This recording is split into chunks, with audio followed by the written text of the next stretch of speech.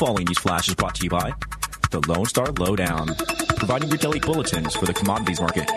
Today in history, news updates, and the inside scoop into the tides of the alternative. Markets for Friday, the 22nd of January, 2016, are currently trading with gold at $1,097.53 an ounce, silver $14.02 an ounce, Texas crude $29.53 a barrel, and Bitcoin is currently sitting at about 380 U.S. currency.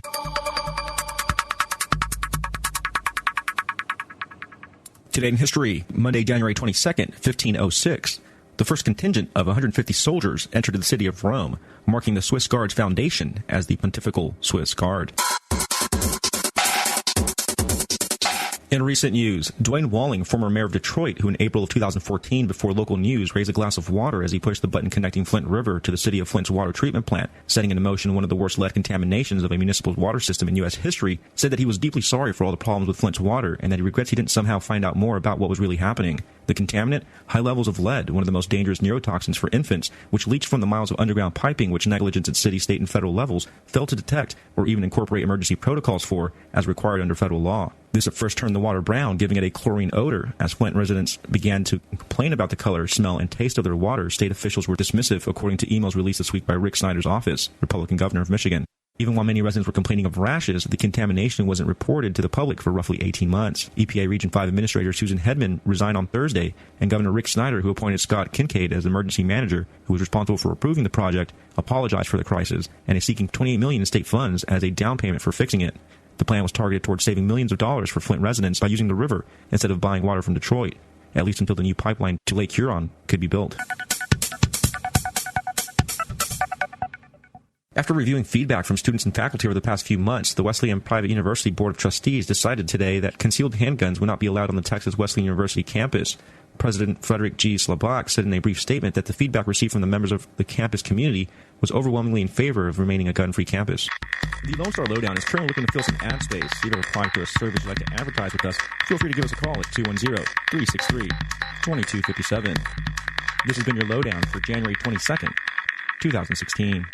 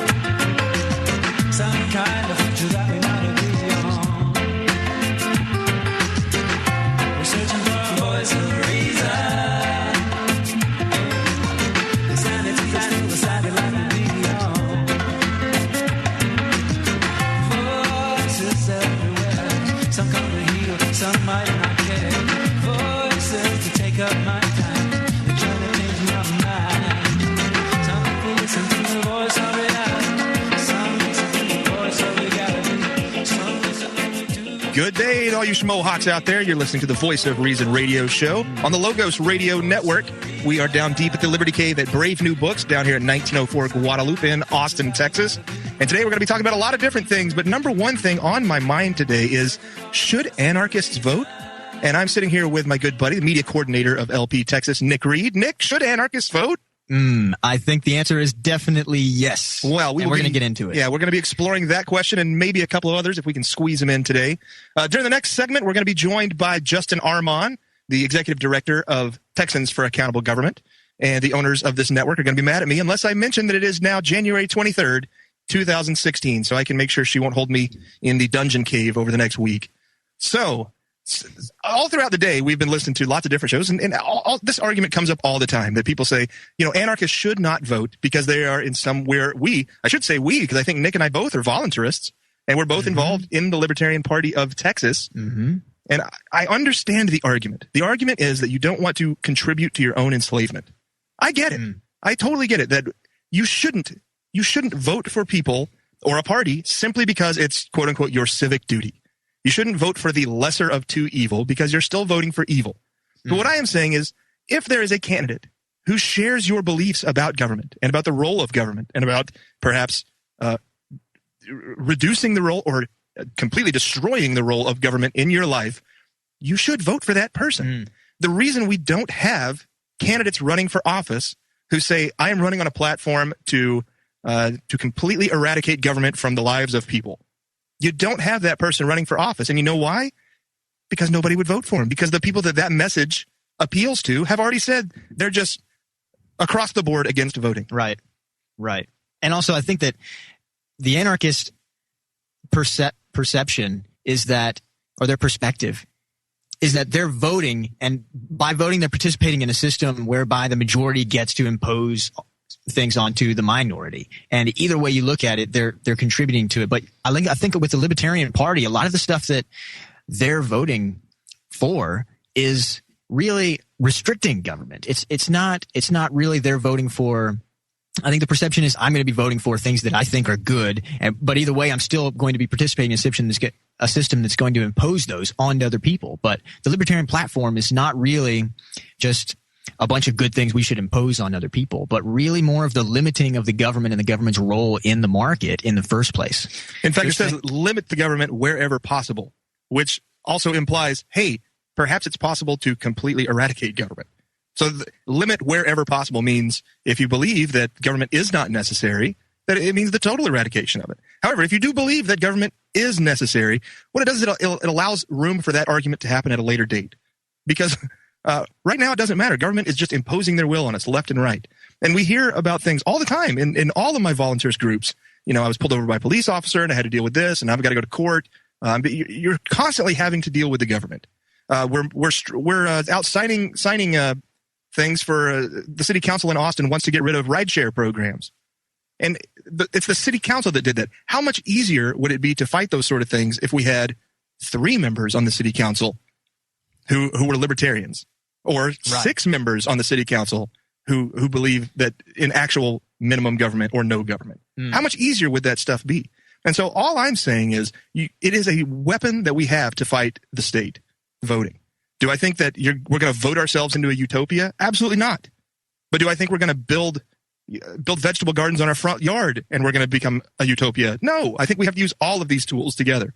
I'm simply not willing to get rid of any of my tools. We got to use them all. Ben, let's talk about the utopia. Let's talk about it. So it seems to me that a lot of the anarchists and voluntarists' view is that we should have absolutely no government and do anything out of control, which I agree. But what do you think would happen if that happened tomorrow? If it happened all at once, that would probably be pretty frightening. I mean, first of all, click your heels together 3 times and government's gone. And you have people. Don't you think that we have people today that for millennium have been doing things to avoid a consequence because that consequence has been there for so long? Sure. And so that is so that's what the statists say is the consequence of not having a government. Is that, it'll be chaos, right? That's what they say. It'll be chaos. Well, I don't think there is any voluntarist. There's certainly the Libertarian Party doesn't believe that we should eradicate government tomorrow. We believe in creating parallel systems. Create the parallel systems to solve the problems of society. We don't need to do it by force, fraud, or coercion. We can create these other systems. And I totally am on board with all of that sort of thing. I think where we get lost is when we say only create the parallel systems. Because we're completely eliminating a tool, a very effective tool, I might add, in spreading our message. Number one, political campaigns are the best way to spread the libertarian message. I would venture to guess that most of the people listening to this program found out about this movement through the candidacy of Ron Paul. I would make that bet. Yeah, that's a pretty fair bet. I mean, it goes far and wide, and I don't think that really the infrastructure is there to get the message out and disseminate information, as well as to do things really efficiently from the top-down perspective. And it ain't going anywhere tomorrow. And again, I'm not saying that we should not do things. I am not saying there's a double negative for you. I know you just took a GRE, which had like quadruple negatives. I am saying that we should continue to do things like this radio station to spread the message, like open up bookstores, like create voluntarist groups, create societies. We still need to do all of those things. And once a year, we should go click the button. We should go vote as well. I compare it to if somebody breaks into your house while you're there. Somebody breaks into your house and they're robbing you. You have the right to self-defense. You have that right. It's a human right to self-defense. That doesn't mean that you can't also believe that that person shouldn't be robbing you. You can believe both things. This person shouldn't be robbing me, and also I have the right to self-defense. Well, vote in self-defense. The Gadsden flag famously touts, "Don't tread on me." Well, folks, you've been tread upon. Right. Now what? They're treading. They're right treading as we speak. all over us. And the boot print upon the forehead. The other metaphor I hear all the time is it's a good argument. We don't want to contribute to our own enslavement. So let's talk about that argument. Let's imagine, if you will, it shouldn't be that difficult. Let's imagine we are all enslaved on a farm, and there is a slave master up there, and he comes and says, "You know what, guys, we're thinking we might give you some more blankets, or we might not give you some more blankets, but we wanted to hear what you guys think about that." And so, yeah, you should send a guy to represent the rest of you and go, "Yeah, we would like some more blankets, please." That doesn't mean that you shouldn't be figuring out another way in the back to create your own blankets without the slave master knowing. You should do all of the above. All of these things matter. And we are fighting the largest empire the world has ever seen. And I am just not willing to eliminate one of the weapons at our disposal. Also, I want to point out what I am not saying is to just vote just because you should. I'm not saying that. I am saying you should vote for candidates.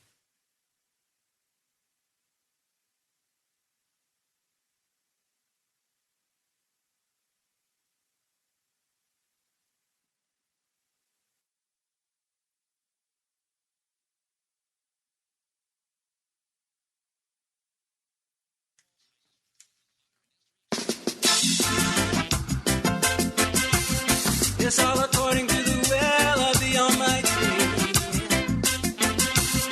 I read his book and it says he cares not for the unsightly. These warmongers come by that term rightly. I won't pay for the war with my body. Ain't gonna pay for their car with my money. I won't pay for the fun with my body. Their plans wicked and their logic shoddy. Ain't gonna pay for the oil with my body. I won't pay for the boys with my money. Ain't gonna pay for the kids with my body. The whole agenda smells funny. I wanna fight in a war of my own. That one would be less accidental. I wanna pay for a war of my own. They live in glass houses so I can watch them throw bones. I wanna fight in a war I can win. I can never win the one that they'd have me in. That one I lose long before it begins. I wanna pay for a war I can win when I'm fighting in my own war. It's such a peaceful feeling. When I'm paying for my own war, I take time for the healing. Yeah, it's all according to the will of the Almighty. I read his book and he says he cares not for the unsightly. These fearmongers come by that term rightly. Yeah, yeah.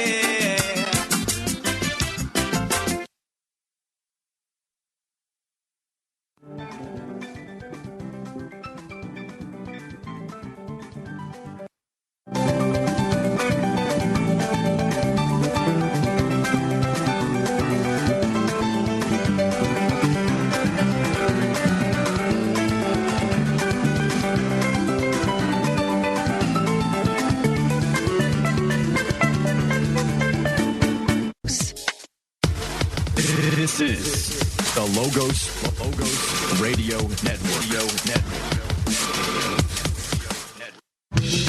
Whoa, amber is the color of your energy. Whoa, shades of gold displayed naturally. You wanna know what brings me here?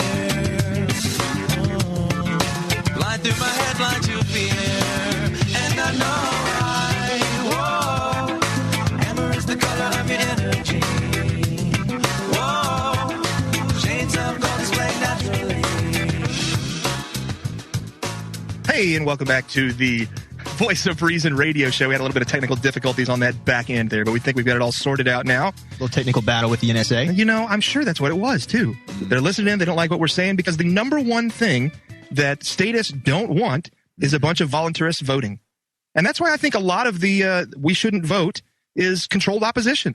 Mm-hmm. What's a better way to control the opposition than to say, yes, we're going to allow them to say what they want to do and group up and you know, have these radio shows and do, you know, and to get it out of their system. But as long as they're not voting, we don't care. Mm-hmm. Free speech is the predicate of free action. So they've got to stop it where they can. But you know what? We're not going to let them. So we're back on the air. Justin Armand, you with us? And we got Justin Armand here from Texans for Accountable Government, the executive director. Say hello, Justin. Yes, glad to be here. Yeah, thank you for joining us on Saturday afternoon. I know you got your family playing, I don't know, what are y'all playing, soccer these days? What are y'all doing?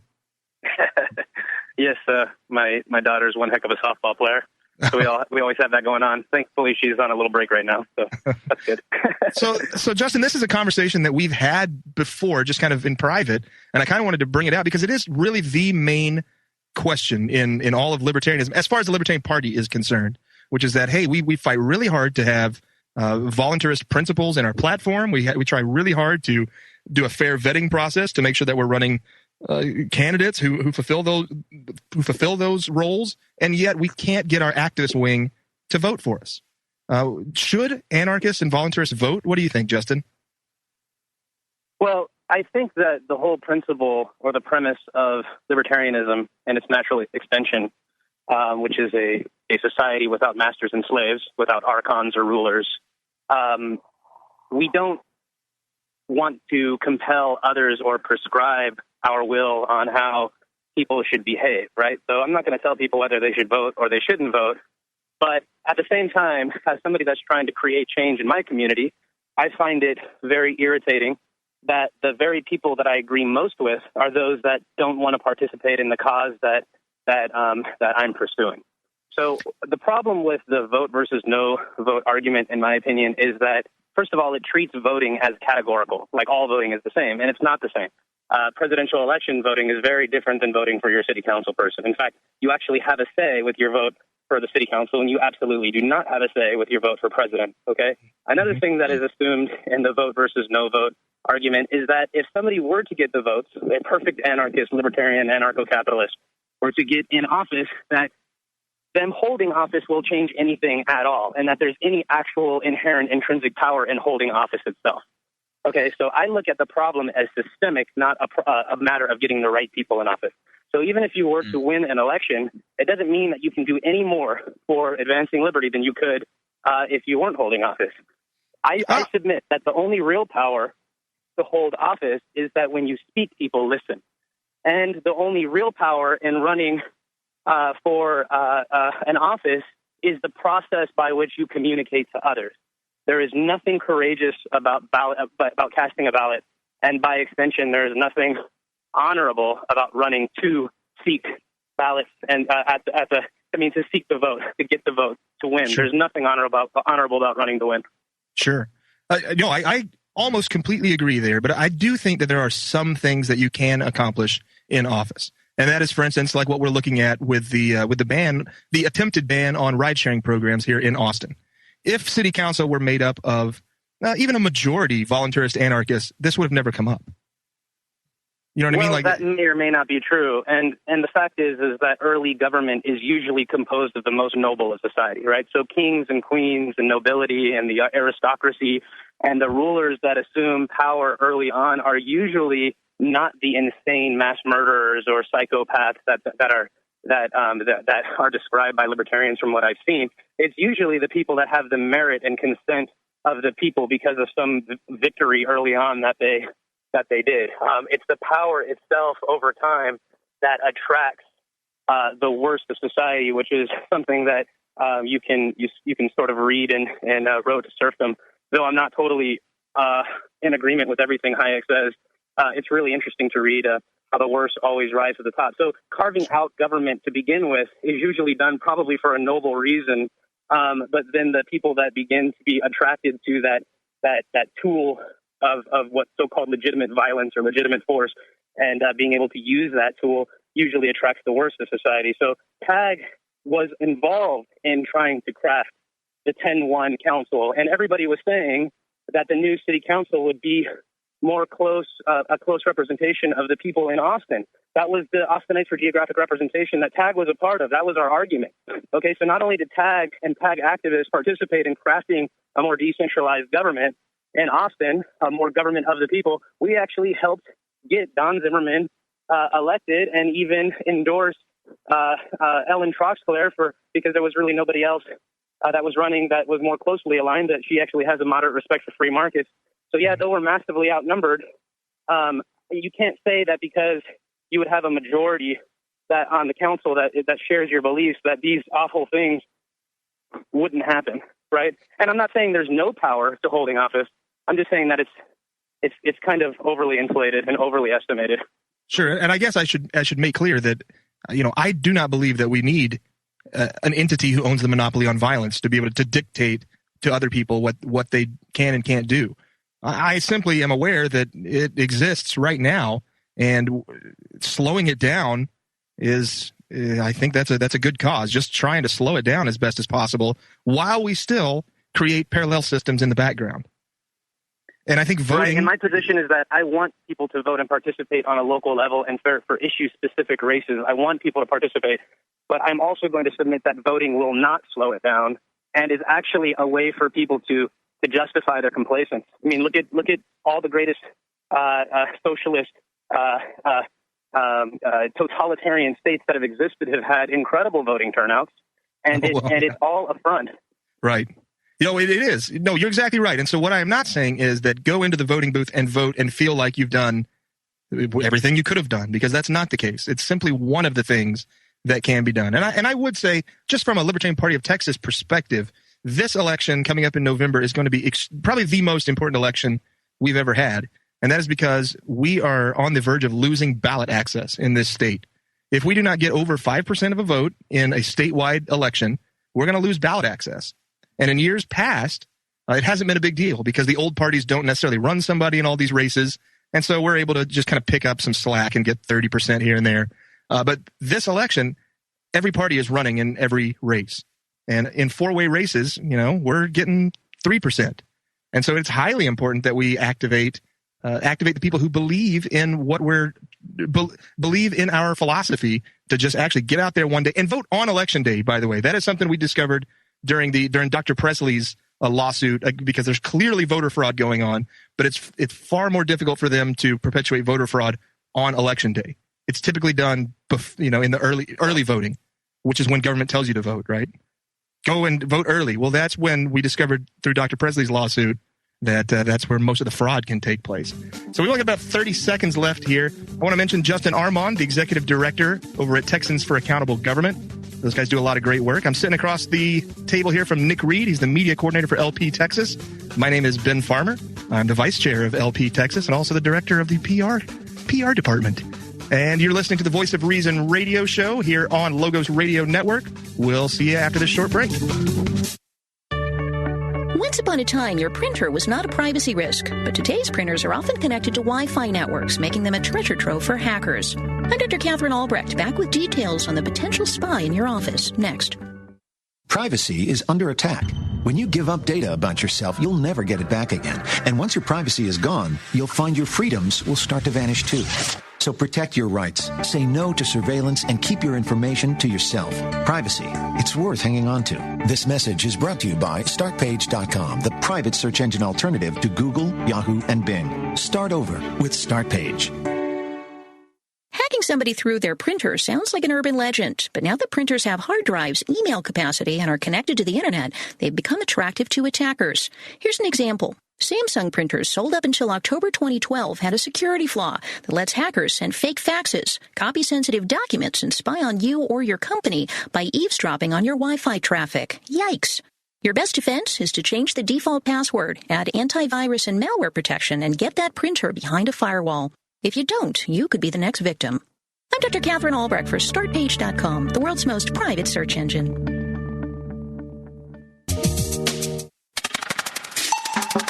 You're listening to the Logos Radio Network at logosradionetwork.com.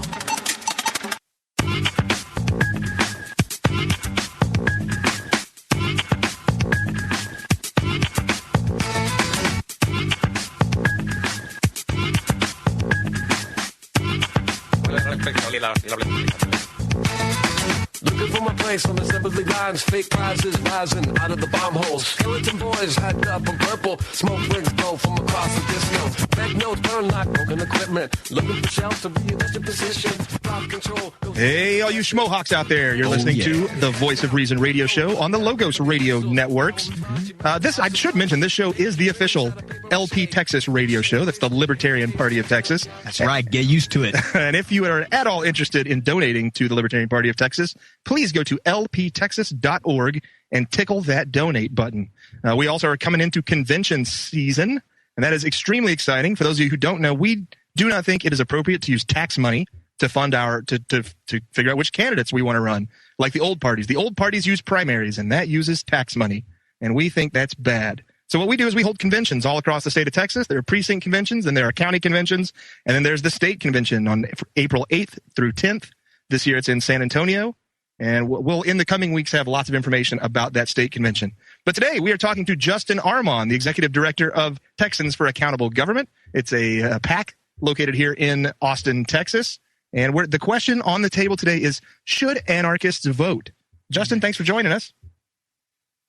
Always a pleasure. So we've talked about many things, and you said something in the last segment that I agree with. When I say should they vote, I do not mean should they be compelled to vote by use of force.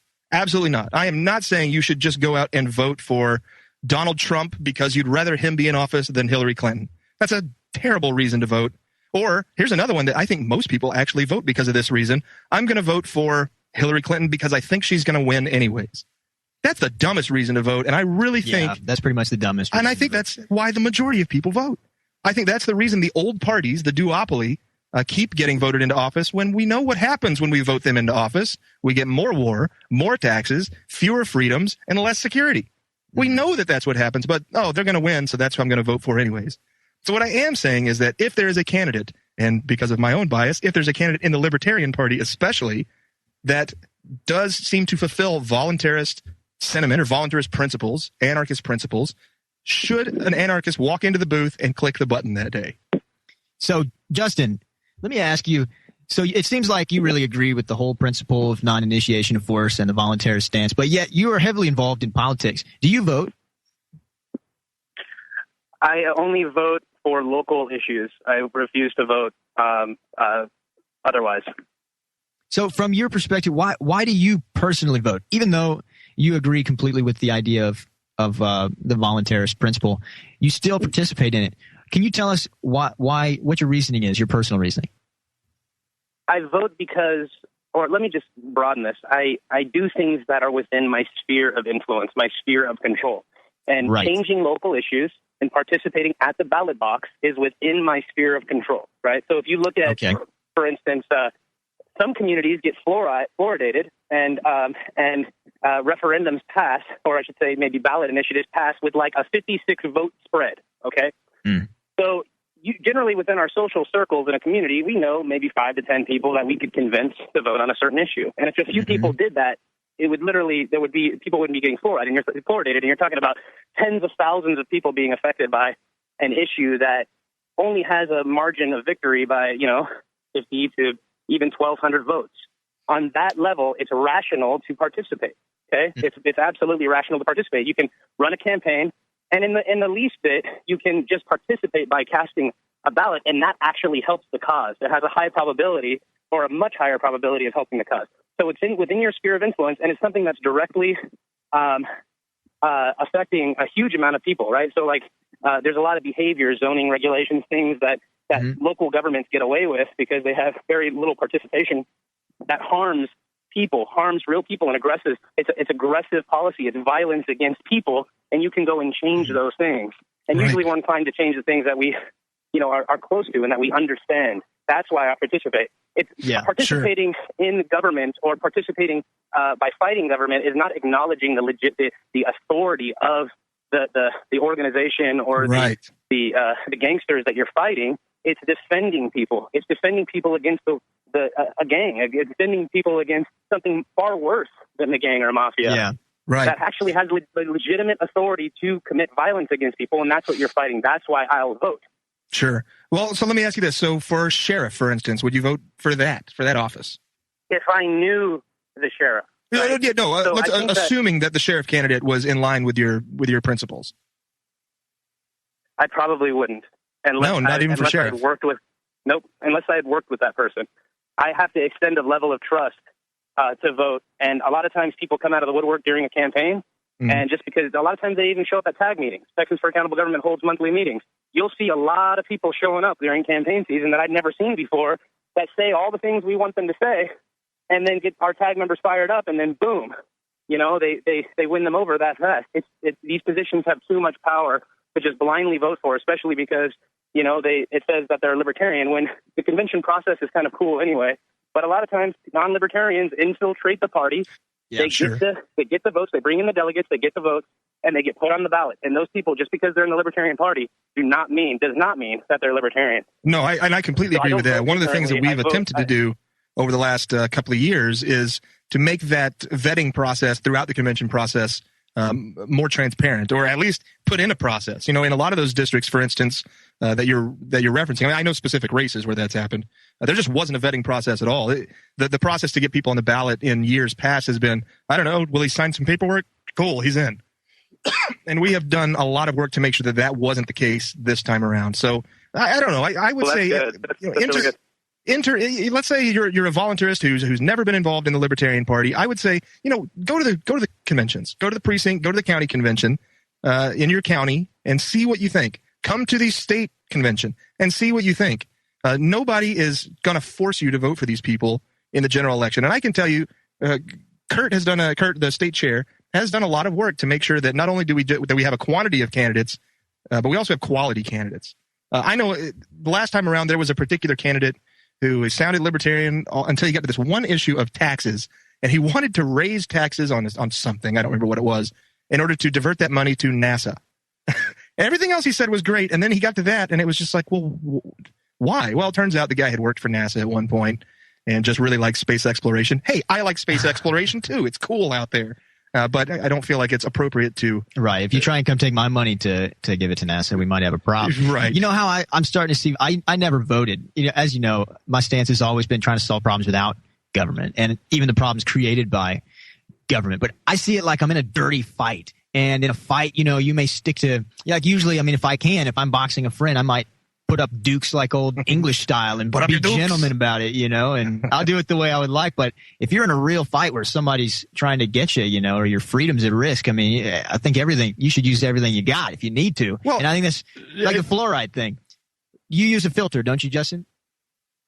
Or you did when I actually don't even use a filter anymore because I don't even trust it. I pull from a different water source completely, so I don't even draw from the municipal water supply. Right. And, even in San Marcos where my offices are, I don't, we have the same, I provide from a water supply I trust. And even though now I actually could run a tap there now because it's not fluoridated. Yeah, exactly. But why wasn't that enough for you? You got it secured for you.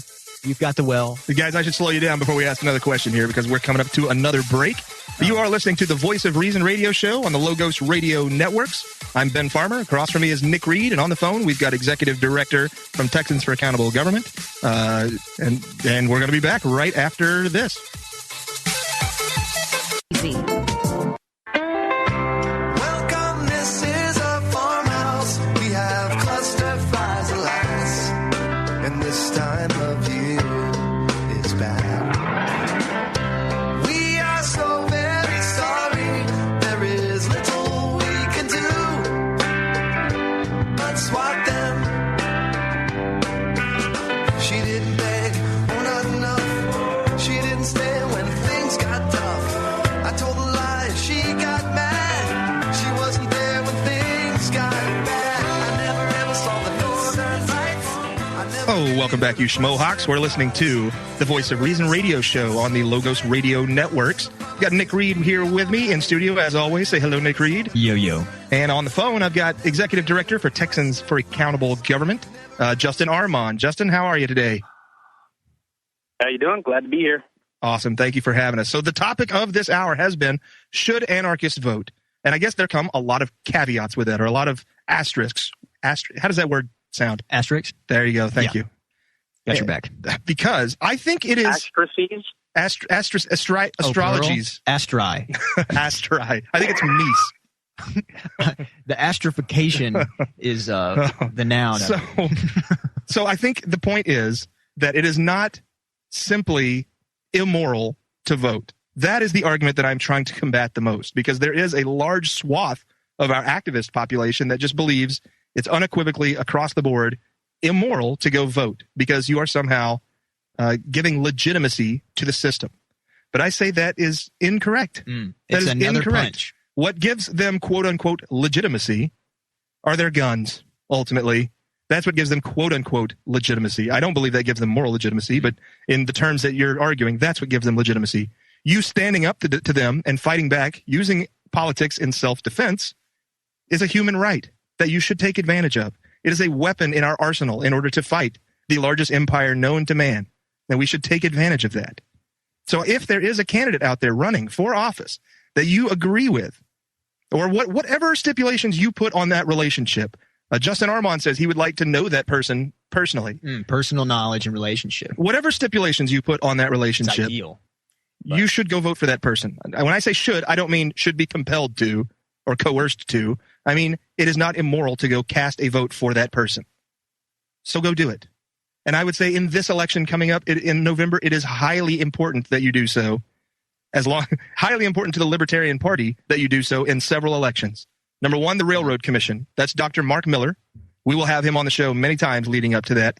He's to me, he's unequivocally the best candidate for that position. That is the most important race, period.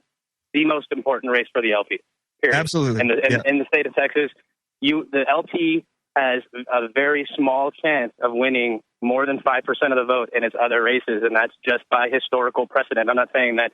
I'm not trying to predict the future, but I'm saying if you're rational and you understand that there's limited resources and you're a part of the LP or you care about the LP's ballot access, you should be putting all of your chips in and fighting behind Mark Miller, who's a really great individual. He's very articulate, and he actually has the experience of holding that office well.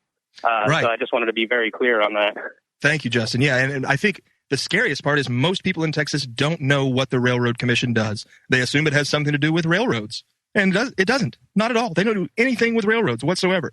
They are the body that regulates oil and gas, energy. They are the Texas Energy Commission is what they should be called, or the Texas Oil and Gas Commission.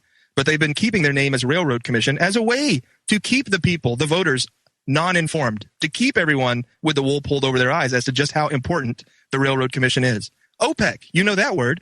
OPEC was started in 1959 or 1960 in order to combat the Texas Railroad Commission. This is very extremely important office, and it's very extremely important for the LP because, like Justin mentioned, we need over 5% in that election and a few others and I'll go over those too, I suppose, but we need over 5% in that in order to keep our ballot access. So if you'd like to be able to see libertarians on the ballot in 2018, we've got to vote for Mark Miller. Yes. Mark Miller in 2016. And you got to do it. Understand, too, the Libertarian Party is your friends. The people who are doing this, they have the same values, but they've come to a different conclusion, and that is that anarchy is not going to happen tomorrow. Oh, so we've got to – this is the process by which – this is another punch. Justin, you going to say something? I'd like to speak to that as well, if I could. How much time do we have here before that? We've got about 6.5 minutes. Okay, yes. So I just wanted to make it clear that Texans for Accountable Government is a transpartisan political action committee. So we work with as many people from the Republican Party and the Libertarian Party and even the Democrats, and we can find a good Libertarian that wants to run for a Democratic seat.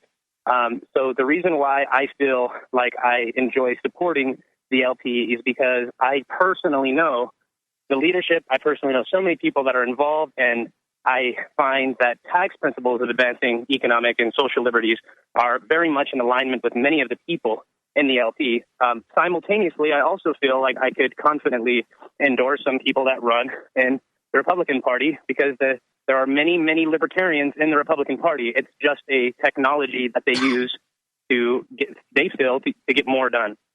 Just like Ron Paul ran a massively successful campaign simply because he used the Republican technology. Okay, that's right. So as much as I feel close, like the LP is a close ally I just wanted to make that clear that Texans for Accountable Government just mostly wants to find good people to support that are running for office, regardless of which party they choose to run through. Yeah, absolutely. So then there are a couple of other offices that dive directly into our ballot access issue, and those are all going to be your judges, your Supreme Court judges, your those type offices. So there are 6 of those offices plus the Railroad Commission, and all we need to get is 5% or more in any one of those elections. We feel like we have the best chance with Mark Miller's campaign, and that is because that's objectively true. That's objectively true. You want to focus on the Railroad Commission race. All these other races you were entitled to because the Democrats weren't running people in those elections because of the way the election law was structured. And now, since this last session, it's lowered their cost of running candidates. And now, because of that very thing, the libertarians are threatened. And I honestly feel it's not going to be the ruin of the party if you lose ballot access. It's going to be an opportunity to work really hard in the next races. But I really think that people should be mobilized around the cause of simply fighting for an underdog that usually carries with it such a great message of liberty. Ben and Justin, can y'all tell the listeners real quick what this position matters to them as anarchists regarding property rights? And can we talk about a little bit the difference between, say, a Mark Miller and somebody else being in the Railroad Commission? Well, I just prefer to have Mark come on and tell it himself, because he's just unequivocally going to be the expert on that subject. But from what I understand, and what most people don't realize, that in the state of Texas, we have 2 different types of property rights. We have surface rights, which most everybody's going to be familiar with. You buy a house, you buy some land, you own the property that's on the surface. But there's also mineral property rights. And the mineral property rights start just under the surface and go all the way to, I believe, the core of the earth. And that is where your oil companies come in, and they will say they have property rights. And they do. If they own that property, they should be able to access it. What happens is, though, in the state of Texas, mineral rights are I don't remember the word they use. They're more important than surface rights. They can do anything considered necessary to secure their access to their property, which means you lose your. It's constitutionally protected. I think it's a takings clause allows them access to those resources under your land. So they actually have a constitutional right to your property. And what they can do is absolutely come in and put a restraining order against you, who owns the surface, where you can't go to certain parts of your property because they're going to put, machinery there or whatever. So the question is, it's not the question. This is what needs to happen. There needs to be some sort of a balance that protects both mineral property rights and surface property rights. And people's right to private contract and so on. Exactly. And so what somebody like a Mark Miller can do, as I understand it, again, he's going to be the expert on this, is help to restore some balance to that very important question. Right. And for anarchists, this is one major thing where you value your private property and your freedom, but if they can come with eminent domain, and if the energy companies can come and get a major advantage and lobby the government in order to be able to take advantage of and basically violate your rights, these are the kind of people you want fighting. Also, getting rid of civil asset forfeiture, getting rid of the straight ticket voting so people vote according issue by issue, and marijuana legislation that is creating so many victimless crimes. These are people who could be fighting for you in there. While just another punch that you've got, basically. And the LP has historically fought and won on eminent domain related issues that threaten business owners. The LP has been heroes on those issues, and I do wish the LP would focus more on fighting in their communities than running candidates, even though I think it's a great thing. Well, and you're exactly right, and that is what we have tried to bring in is more of the activism side of things in the last couple of years, and work definitely in the lobbying and the legislative session. But what happens if we lose our ballot access? We're right back to having to scramble for candidates who can regain our ballot access. We're spending all of our time and resources trying to gain ballot access. We're spending all of our money in courts suing for ballot access, and then we can no longer be used as a political entity to fight legislation that could harm you and me, everyday citizens. I want to thank Justin Armand for coming on the show. Thank you, Justin. You guys have been listening to the Voice of Reason radio show on the Logos Radio Networks. I'm Ben Farmer. I'll see you next Saturday.